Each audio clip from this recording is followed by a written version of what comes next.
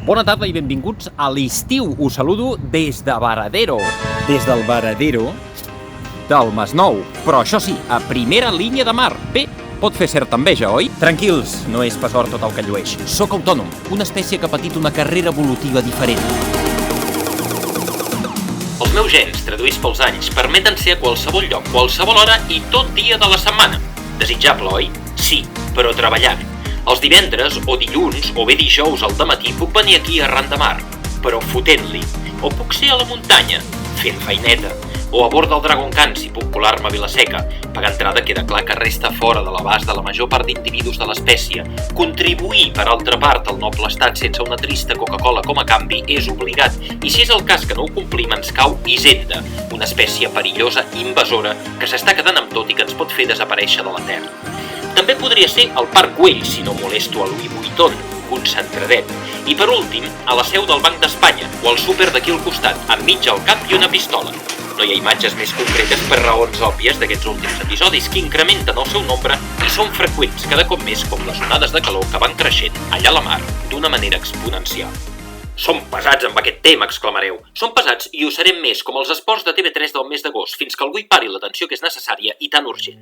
Mentre cuino i faig factures i equacions per arribar a final de mes, em venen al cap les lectures d'un dels clàssics, Josep Pla, també autònom, però franquista, una altra espècie, fins i tot dinava fora. En el llibre El que hem menjat, fet de receptes casolanes molt centrat en l'Empordà de 1972, escrivia això.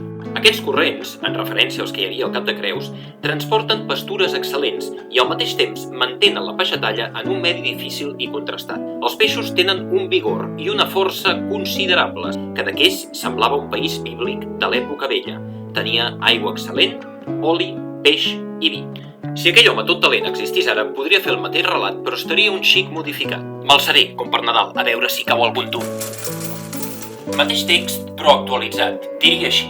Aquests corrents haurien de transportar pastures excel·lents i mantenir la peixatalla en un medi difícil, però els peixos ja no tenen el vigor d'abans i cada cop són molt més magres i petits. Cadaqués ha deixat de ser un país bíblic de l'època vella i ja no té aigua excel·lent, poc oli i vi i un peix escàs. El paisatge, com veieu, ha estat virat rotundament i ho relatem sense esverar-nos i adoptem l'anomalia com si fos quelcom corrent. Perquè sí, i aquí arrenco. Per la nostra única culpa, l'oceà s'ha escalfat molt, ha incorporat contaminants, ha alterat cicles de nutrients, ha variat la salinitat, ha incrementat el seu nivell, ha suportat més acidesa, ha disminuït el carbonat, ha vist espècies invasores i ha patit saqueig constant i una notable i molt intensa explotació. Les onades de calor van en augment i van ser de quasi 2 mesos fa 2 anys. Les podríem definir com aquells períodes més bruscos d'augment de temperatura respecte de la mitjana en un indret determinat i de durada perllongada superior a uns 5 dies. El nostre mar català ja ha vulnerat de fa molt temps el famós Acord de París. Se l'ha passat ben bé pel forro, absorbint els excedents de l'atmosfera. El mercuri s'hi ha enfilat 1,5 graus com a mitjana i els capítols de calor de 29 a 30 graus han estat pauta habitual des de la Cala del Pilar fins a Alacant. Observeu aquesta meravella. El que us mostro és una nacra, Pinna nobilis, recollida sense vida, no fotem. Un atac d'un protozou, Haplosporidium pinnae, que es noti com frisava amb el llatí, va fer que aquest exemplar, mol·lusc bivalve tan preciós i molt present en els herbeis del litoral, ja s'extingís pràcticament farà uns 6 anys. Podria ser un cas fortuït, però malpensant podem concloure que factors com la calor probablement afavorissin l'episodi fulminant. Aquests pics constants d'estiu fan feredat i ja han encès les grans alarmes, menys per Rússia, que segueix argumentant que allà hi fa fred i que tot grau que pugi el tema molt millor. És una altra perspectiva, com la de la monarquia. Els excessos han superat en molts casos el llindar que és tolerat per les espècies i han impulsat migracions i morts massives de coralls, plantes marines o de musclos, per situar-ne 3 exemples. Us molesta el decorat? Els que vam créixer amb Son Goku ens van quedar algunes seqüeles. Perdoneu. Canvi de lloc instantani. Voleu saber la darrera novetat? Doncs la gorgònia vermella, Paramuriquea clauata, com frisava amb els romans, està en perill. No ho dic jo, ho diu un recent estudi elaborat per tot un grup de seguiment de la Universitat de Barcelona, que podeu consultar via internet. Les gorgònies són família mateix ordre dels coralls. Les conformen petits pòlips que s'agrupen al voltant d'un esquelet que és de calcita i que s'aixequen un sol pla, en forma d'arbust. Tots els éssers colonials, aquests nidaris endosous de 8 tentacles, capten plàncton i altres cossos que els serveixen de nutrients i també viuen en simbiosi amb protozous i certes algues a vegades, que funcionen mitjançant la fotosíntesi i els donen aliment. Tenen un creixement lent, asexual, per partició o bé sexual, hermafrodita, expulsant gàmetes a l'aigua, i reuneixen molta vida al seu voltant, especialment invertebrats com són briozous, altes nidaris o també equinoderms, com per exemple les estrelles. La nostra protagonista, la vermella, viu en fons de coraligen entre els 15 i els 100 metres, normalment 40 metres de fondària.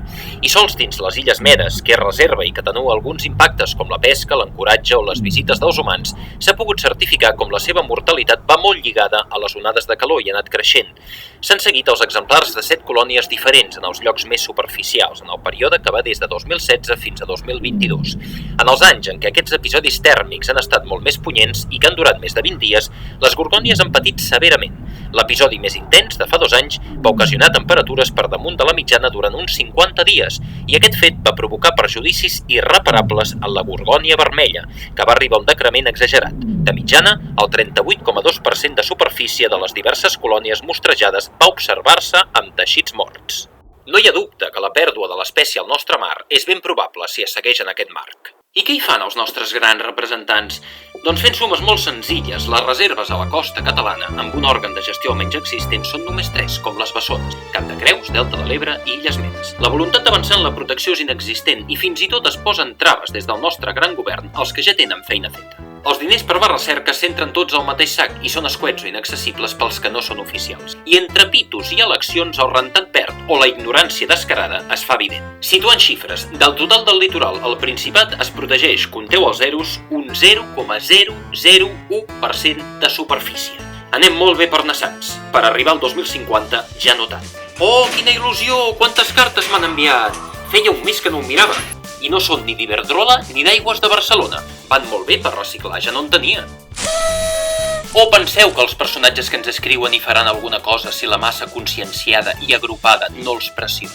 Com deia l'avi de Terra, el que anava amb una capa i sortia a TV3, els petits canvis són poderosos. I tenia gran raó, però s'han de fer de forma urgent perquè l'abisme es va apropant i de manera exponencial. El planeta es va formar, farà ara ja, aquest dilluns, 4.500 milions d'anys. I la vida, amb la reina d'Anglaterra com primer representant, hi va aparèixer en farà uns 3.800. L'Homo sapiens, amb les seves varietats, va treure el cap farà tan sols 200.000 anys. Constatem que no som ni un trist fotograma de Ben-Hur. I si és que molestem, ens fotran fora més de pressa que ho fa el Barça amb els seus entrenadors. Aquest pot ser un primer pas per progressar. Per la resta, hi veig 2 solucions. Però els autònoms, aviseu-nos que ens ho hem de planificar. Canviar el xip o posar-nos una mitja. A disposar.